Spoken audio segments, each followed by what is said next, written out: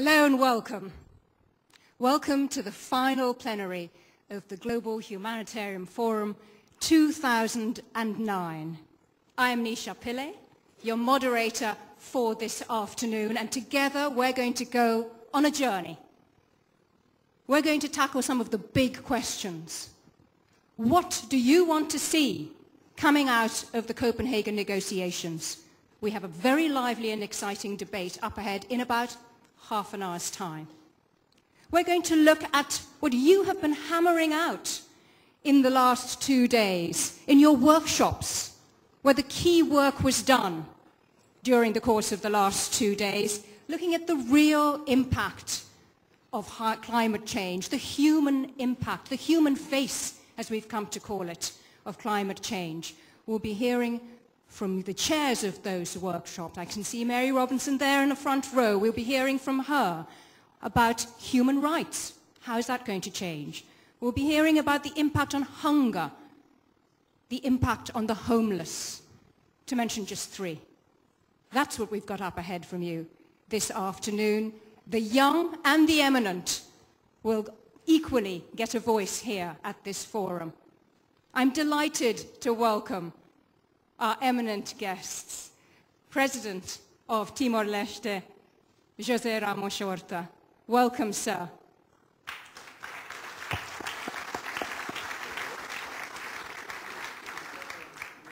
President Ramos Horta will be giving us our keynote address later this afternoon.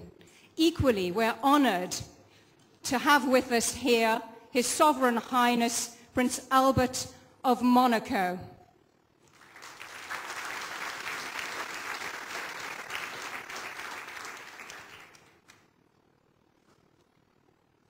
And of course, a great friend to the GHF, Her Royal Highness Prince Haya of Jordan, a founding member of the GHF, and our chairman, Kofi Annan.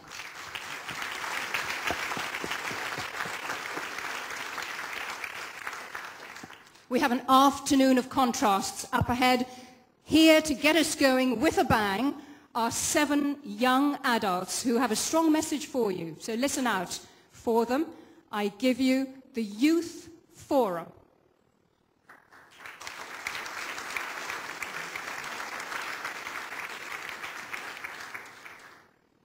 Seven empty seats. Where are you guys? We're waiting. We only have 20 minutes.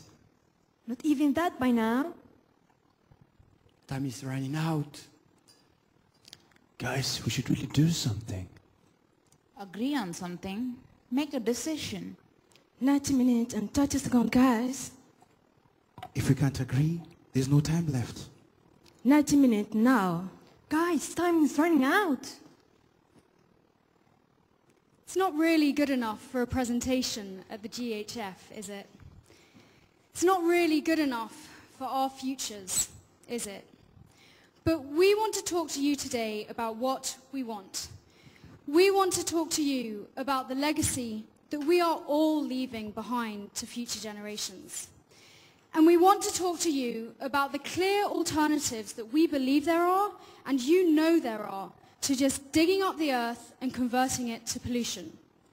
Or we can all sit very comfortably in our seats and watch the clock tick by, just like we did, and just like pretty much most people have been doing since the 1950s, when this climate change issue was first spoken about. That's 60 years. That's my parents' entire lives, and that's, for quite a few of you, your entire lives. But we can't do it alone, and we can't do it separately from each other, whether we're talking across generations, across nations, across religions, or across species. We have to be imaginative. We have to be imaginative to think about what is actually humanly possible, rather than just make these excuses time and time again as to why these patterns of dominance and destruction are just so hard to break from. So that when we're your age, and when your children are your age, and when we might have our own children, that we actually have something to pass down to them.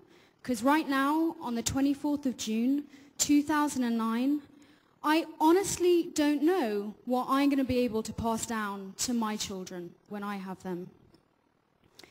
But let's try and give something to each other to be optimistic about. We want you to come on a journey with us because we need your experience. And we kind of think you need a little something from us too. We think you need our energy, you need our enthusiasm, and you need our imagination. But to those in the older generations who are happy to continue to watch the clock tick by, and to those of the older generations who are happy to just leave behind their legacy of destruction, of pollution, of inequity, and of inaction, to those we say, if you're not willing to lead, then get out of the way, because we believe we are.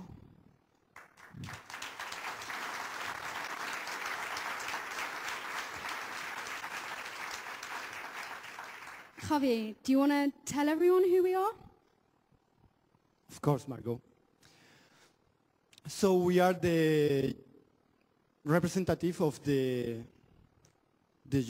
people who attend the GH Forum last week.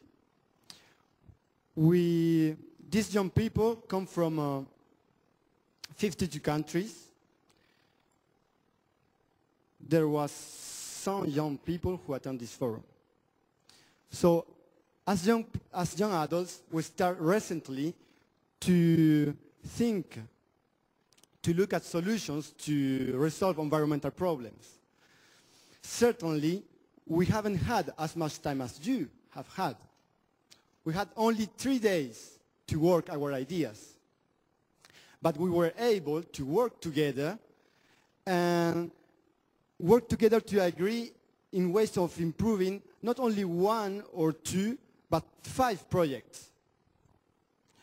I was asking me what you people are doing when you were young. Usually people say young adults are naive. But who is naive? The ones who believe it is possible to do it in different ways, or those who continue to make excuses why we can change. So, ladies and gentlemen, I could tell you a nice little story about the good and intelligent young adults that attend this forum, or about how motivated we are to do something, or even about how frustrated as the older generations in action. But we are not here for that.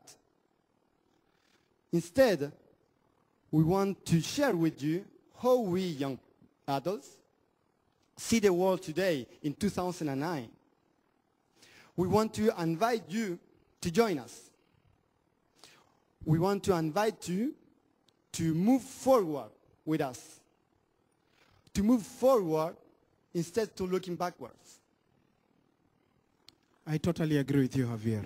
Forward ever, backward never.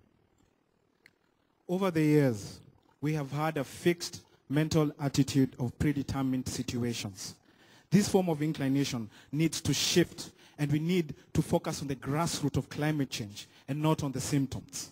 We have been too comfortable in our cocoons, tucked away in a world whereby escalating emissions are rising day by day. Around the world, carbon dioxide is on the rise. The need to implement strategic policies is vital. We have problems and challenges that are escalating each and every day. The win-lose paradigm needs to change from a win-win paradigm, ladies and gentlemen. Unless we let go of the old ways, we can never move forward. If we are to combat these carbon dioxide emissions, the older generation, myself, and all of us need to come together and fight this tooth and nail. The leaders of nations and organizations need to understand one thing, that the future climatic policies need efficient and effective solutions.